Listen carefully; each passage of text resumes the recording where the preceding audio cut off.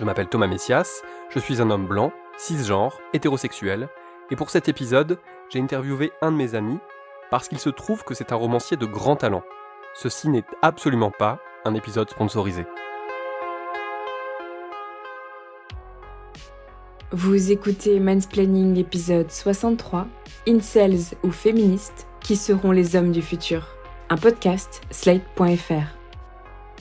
L'écrivain en question s'appelle Benjamin Fogel, et il vient de publier son deuxième roman, chez Rivage. Le silence selon Manon se déroule en 2025, et il gravite essentiellement autour de l'opposition entre deux groupes d'hommes. Benjamin Fogel.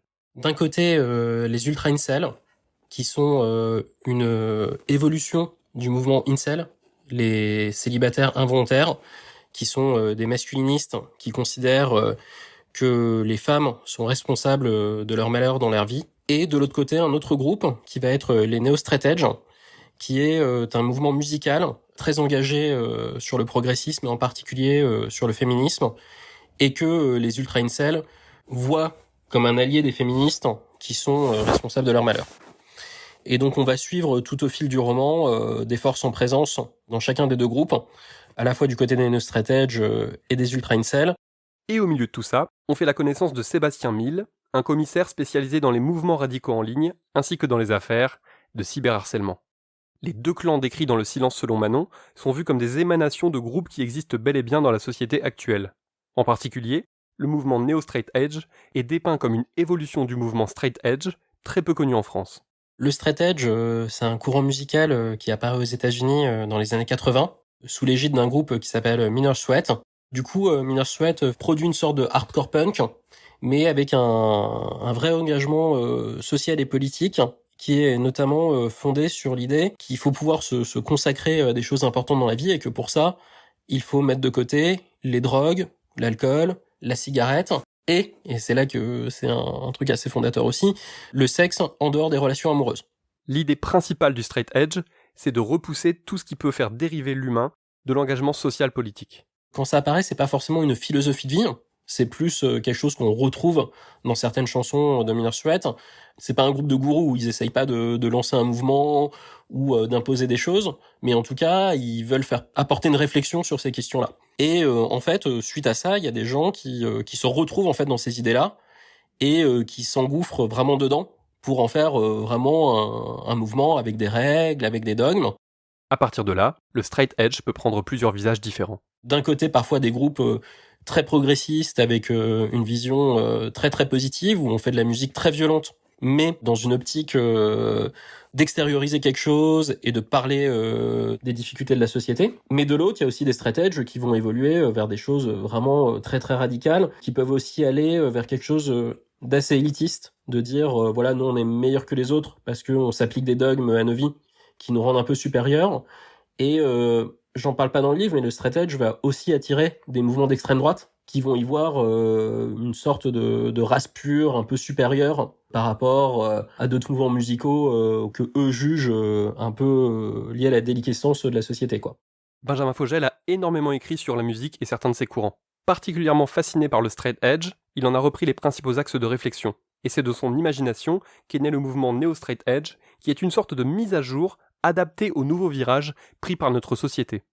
Chez les néo-straight edge, on s'engage explicitement sur les questions féministes et écologiques, là où ces sujets n'étaient qu'embryonnaires chez les straight edge. Le silence selon Manon décrit une forme de polarisation des masculinités, mais il évite totalement le manichéisme. Dans le livre, c'est même un sujet en soi, montrer qu'il n'y a pas les gentils chevaliers blancs d'un côté et les vilains masculinistes de l'autre, car c'est un petit peu plus compliqué que ça. Je pense que l'objectif du roman, c'était un peu de décrire un spectre global de la masculinité toxique, montrer à quel point elle irrigue la société, quels que soient les camps. Le fait de dire qu'en fait, il y a de la toxicité, évidemment, chez les connards, mais qu'il y en a aussi chez des gens qui se veulent progressistes, à gauche, c'était vraiment un enjeu du livre. Un des postulats du livre, c'est de dire que, en fait, quelle que soit la modernité, entre guillemets, de sa réflexion quand on est un homme, on peut pas se déclarer comme étant vraiment féministe. On est toujours en chemin vers quelque chose, mais si en fait les hommes pouvaient être comme ça féministes en claquant des doigts, en fait ça veut dire qu'il y aurait pas de problème structurel et systémique. Et du coup, ce que je voulais montrer, c'était que, quelles que soient les bonnes intentions, les hommes sont vraiment rattrapés par la masculinité, quoi. Et donc, du coup, c'est vrai que cette masculinité, elle va dévorer l'ensemble des personnages, aussi bien, bien sûr, du côté des incels, mais aussi du côté des neo-straight edge. Les nombreux chapitres permettent de faire cohabiter différents points de vue, y compris ceux de 3 personnages féminins, dont le rapport aux hommes est extrêmement éclairant. Chacun de mes personnages féminins va incarner une manière de réagir à la masculinité toxique.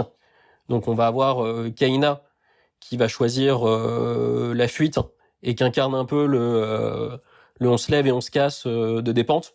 On va avoir Iris qui se retrouve, alors qu'elle a une personnalité assez forte, plutôt quand même soumise et inféodée à son compagnon et au néo-straight edge en général. Et puis on a Manon qui incarne plus une femme de combat qui va vraiment s'opposer à tout ça. De cette multiplication des points de vue, l'écrivain explique qu'elle est notamment inspirée par le travail de Virginie Despentes sur la trilogie Vernon Subutex.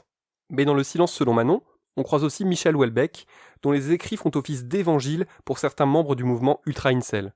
Et c'est vrai qu'Houellebecq est souvent cité comme une référence par les misogynes, les incels ou les masculinistes.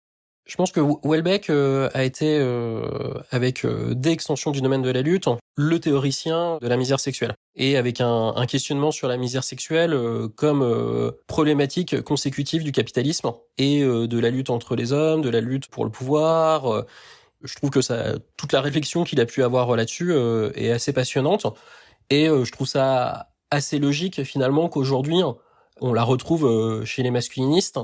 Parce que, en fait, la question de la misère sexuelle est hyper centrale dans tout ça. En fait, dans leur vision du monde, tout n'est qu'une lutte pour conquérir les plus belles femmes, quoi. Donc, on est vraiment dans une extension de la pensée et du travail de Houellebecq. N'étant pas un spécialiste de Houellebecq, je me demande toujours si l'écrivain goncourtisé est conscient de ce qu'il produit chez ces hommes, et s'il est devenu leur idole à son corps défendant ou non. Je pense qu'on pourrait quasiment écrire un essai sur le sujet, qui demanderait beaucoup d'analyse. D'un côté, j'ai envie de dire que c'est à son corps défendant, parce que l'œuvre de Houellebecq, je pense, lui a complètement échappé. Elle suscite beaucoup de mauvaises interprétations, et puis les gens se sont réappropriés son regard. Mais en fait, le regard de Houellebecq a souvent été un regard très neutre, qui était plus vraiment de constat sur les méfaits du capitalisme. On peut pas dire que c'est volontaire de sa part. Bon, de l'autre côté, quand on lit les derniers Houellebecq, et en particulier Sérotonine, qui pour le coup est un peu un gros ouin-ouin de mec blanc qui ne peut plus choper autant de filles qu'il veut avec son corps vieillissant. Finalement, on peut dire qu'il y a un moment où Houellebecq est peut-être devenu ce qu'il a influencé, quoi. Le Silence selon Manon est un préquel de La Transparence selon Irina, un roman publié en 2019, dont l'action démarre en 2058. Là, on n'est plus dans l'anticipation contemporaine, mais dans l'anticipation futuriste, avec une part de science-fiction. Le tout consiste en une réflexion sur les connexions entre vie physique et vie numérique, dans un monde où les cartes ont été totalement rebattues en matière d'anonymat et de protection des données. On se retrouve dans un monde où l'anonymat en ligne a complètement disparu, où toutes les données sont exposées publiquement, et où la seule liberté qu'est laissée aux citoyens, c'est d'être anonyme dans la réalité. Parce qu'en fait, on considère que ce qui est important, ce sont les traces qu'on laisse sur Internet, et la manière dont ces traces vont alimenter les systèmes d'information, vont permettre de générer des statistiques qui elles-mêmes permettront de gouverner. Et donc dans cet univers qui est un peu l'inverse du monde d'aujourd'hui, où on est obligé d'avoir sa vraie identité dans la réalité et où on peut être anonyme sur Internet. Donc là du coup c'est l'inverse, on peut être anonyme dans la réalité, mais on est obligé d'avoir sa vraie identité sur Internet. On suit un personnage qui s'appelle Camille Lavigne, qui est le bras droit d'Irina Lubowski. Irina Lubowski étant la grande essayiste des années 2060, une intellectuelle qui fait un peu la loi sur le réseau. Du coup, le livre raconte un peu la relation toxique entre Irina et Camille. Il y a quelque chose que j'adore tout particulièrement dans La Transparence selon Irina. C'est le fait qu'on ne connaîtra jamais le genre de Camille, son personnage principal. Et ce choix n'a rien de gratuit. Ce qui m'intéressait dans le fait que Camille soit non-genrée, c'était de montrer comment le personnage était à la croisée des univers, combien c'était un personnage qui était moderne, à la fois homme et femme, à la fois très impliqué dans le réseau et en même temps défendant une liberté de vie dans la vie réelle. Toutes les parties concernant Camille sont rédigées en écriture inclusive.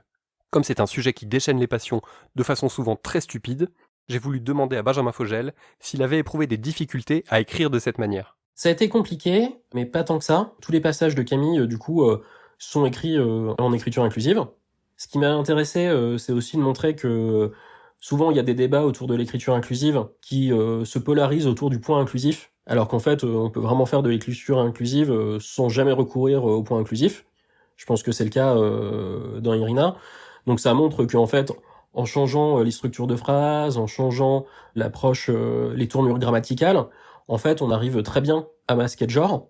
Ça a été difficile parce que spontanément, on n'écrit pas comme ça, et que au niveau littéraire, c'est pas évident parce qu'il y a beaucoup d'adjectifs du coup qu'on peut pas utiliser, il y a beaucoup de tournures dont on est obligé de se priver. Donc il y a eu un enjeu à conserver un niveau de langue et une écriture malgré ça. C'est aussi pour ça que le bouquin parfois est très froid dans son approche littéraire. Cette froideur correspond aussi au monde dans lequel se déroule le roman. C'était vraiment à la fois un enjeu, mais je dirais que l'enjeu, c'était quand même aussi de montrer que c'était pas si difficile que ça d'avoir une écriture non genrée, quoi. Le silence selon Manon et la transparence selon Irina sont disponibles dans toutes les bonnes librairies, et ce dernier vient même de paraître en poche. De l'aveu même de l'auteur, on peut les lire dans n'importe quel ordre. Ensuite, il faudra attendre 2 ou 3 années avant de découvrir le dernier volet de cette trilogie qui me semble déjà essentiel. Ça vous laisse le temps de vous plonger dans les 2 premiers, qui sont aussi haletants que politiques. Voilà, c'était l'épisode 63 de Mansplaining, un podcast de Thomas Messias, produit et réalisé par Slate.fr, sous la direction de Christophe Caron et Benjamin Ours, avec Aurélie Rodriguez. Si vous avez aimé ce podcast, n'hésitez pas à le dire en nous couvrant d'étoiles partout où vous le pouvez, 5 de préférence, et en parlant le plus possible autour de vous. Toutes vos remarques et vos questions sont les bienvenues à l'adresse suivante, mansplaining@slate.fr. Vous pouvez aussi me contacter via Twitter ou Instagram, mes messages privés sont toujours ouverts. Toutes les références aux articles, œuvres, vidéos citées se trouvent dans la description de ce podcast. J'espère que vous tenez le coup, et à dans 15 jours.